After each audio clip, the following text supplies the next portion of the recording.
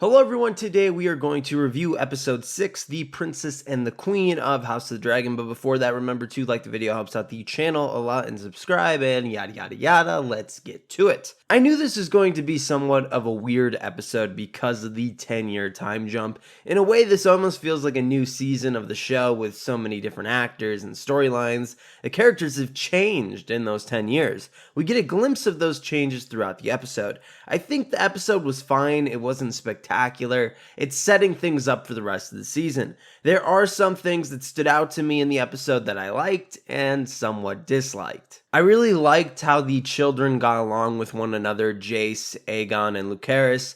I was really nervous that they were just going to hate each other right away because of their mother's hatred for one another. I'm glad that they kind of showed that there was a friendship between them.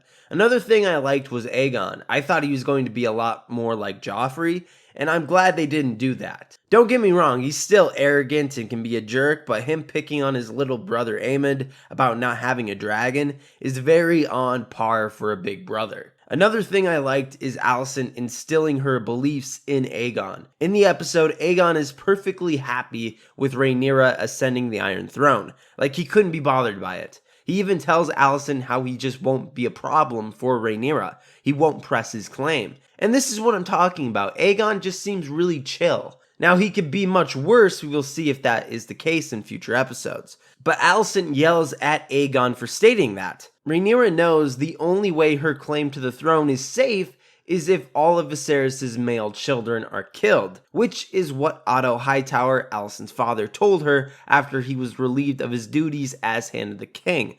So she relayed this message to Aegon. So he knows what he has to do. He will have to press his claim and become king if he wants to survive.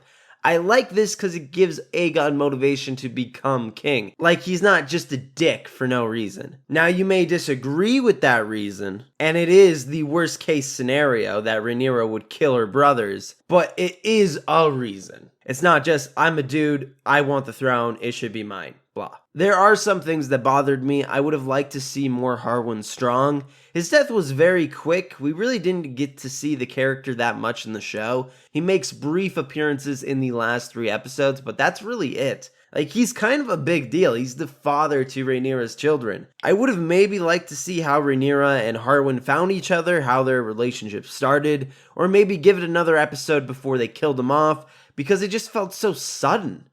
Maybe we see how their relationship functions a bit more, and then kill him off. I don't know, basically I would have liked to see more Harwin in the show. He's the strongest knight in the 7 Kingdoms, and we really never get to see him do anything crazy.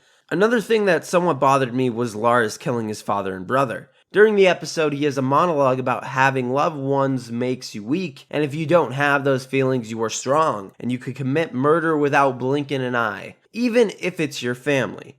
Now, the reason Lars did this was to get favor from Queen Alicent, but my thing is he went from 0 to 100 real quick.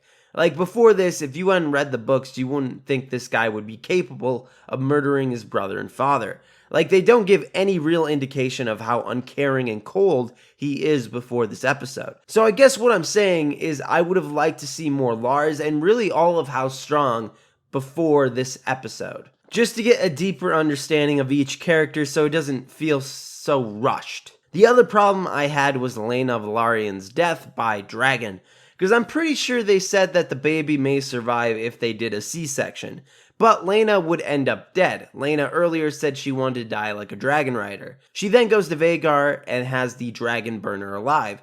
So my thing is that the baby may have survived if they did a C-section, but instead Laena chose to kill herself and the baby. Unless I'm missing something, this part really didn't make sense to me. I would rather see her die of sickness like in the books. It's not as grand, but this whole section just felt very strange to me. If I had to rate the episode, I would say like an 8. It's probably my least favorite of the season, to be honest.